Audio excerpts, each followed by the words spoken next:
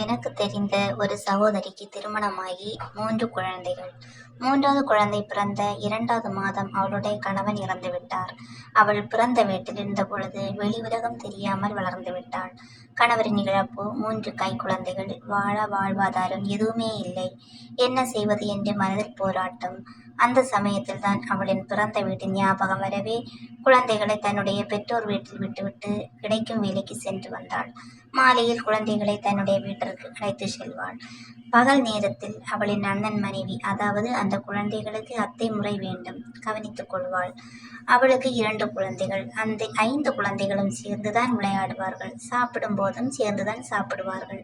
இந்த 3 குழந்தைகளுக்கு குழம்பு மட்டும்தான்.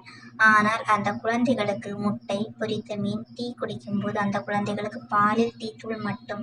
இவங்க குழந்தைகளுக்கு பூஸ்ட், ஹார்லிக்ஸ், ஸ்நாக்ஸ் என்று பலவிதமாக கொடுப்பார்கள். அந்த குழந்தைகள் அனாதை போல் பார்த்து கொண்டே இருக்கும். எனக்கு கஷ்டமாக இருக்கும். எனக்கு அந்த சமயம் 15 வயது. இதனை அக்கம் பக்கத்தில் உள்ளவர்கள் அழைத்து சென்று நன்றாக பார்த்து கொள்வார்கள்.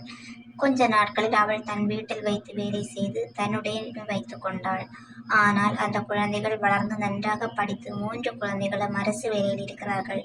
இப்போது அந்த குழந்தைகளை பார்க்கும்போது சந்தோஷமாக இருக்கிறது. ஆனால் அந்த நேரத்தில் மனதிற்கு ரொம்ப கஷ்டமாக இருந்தது. அழுகையே வரும். மனசை ரொம்ப பாதித்தது.